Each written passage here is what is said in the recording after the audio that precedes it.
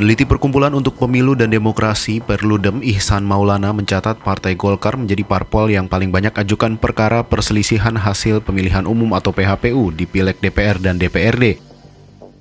Berdasarkan paparan mengenai potret awal perselisihan hasil pemilu 2024 di Mahkamah Konstitusi, Ihsan menyebut dari sisi jumlah pengajuan permohonan sengketa PHPU tahun ini relatif banyak jika dibandingkan dengan pemilu 2019. Golkar mendominasi jumlah permohonan PHPU Pileg DPR dan DPRD.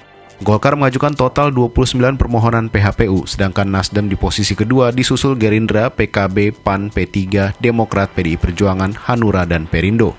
Sementara itu, juru bicara MK Fajar Laksono Suroso mengatakan hingga Senin 25 Maret 2024, ada 277 pengajuan permohonan PHPU yang masuk ke Mahkamah Konstitusi.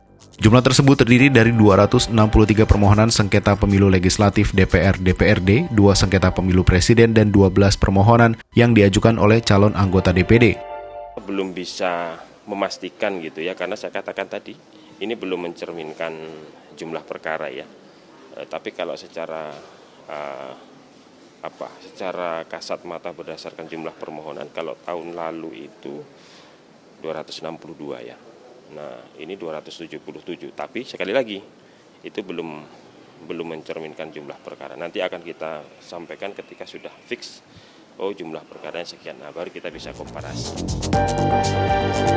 Dari 277 permohonan yang didaftarkan, sebanyak 162 diantaranya diajukan oleh partai politik, 77 permohonan diajukan oleh caleg, dan 24 lainnya belum teridentifikasi. Dari 77 permohonan yang diajukan caleg secara perseorangan, terdapat 41 pengajuan permohonan yang diajukan tanpa mendapatkan rekomendasi dari Ketua Umum dan Sekjen Partai, sementara 32 caleg sudah mendapatkan rekomendasi. Perludem juga mencatat adanya pengajuan perkara yang diajukan lebih dari batas waktu yang ditentukan 3 kali 24 jam atau melewati hari Sabtu 23 Maret 2024 pukul 22.19 waktu Indonesia Barat. Permohonan yang melewati tenggat tersebut berjumlah 10 perkara sengketa anggota DPR-DPRD dan 2 perkara yang diajukan calon anggota DPD. Tak hanya itu, berdasarkan pantauan Perludem dari 38 provinsi di Indonesia, Papua Tengah jadi provinsi dengan jumlah perkara terbanyak yang tersebar di berbagai jenis pemilihan, yakni 21 perkara. Disusul Aceh, Sumsel, Papua, Jabar, Jatim, Papua Pegunungan, Maluku Utara, dan Maluku. Hanya 2 provinsi yaitu Bali dan Nusa Tenggara Timur yang hasil pemilihannya tidak dibawa ke Mahkamah Konstitusi.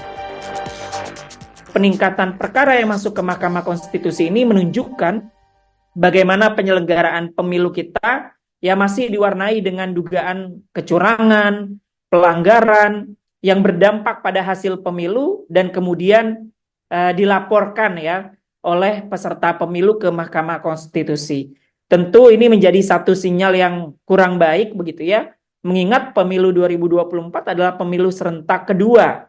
Jadi harusnya kalau belajar dari penyelenggaraan pemilu 2019, apalagi kalau sudah berhasil melakukan mitigasi resiko, harusnya perkara perselisihan hasil pemilu di MK itu bisa menurun.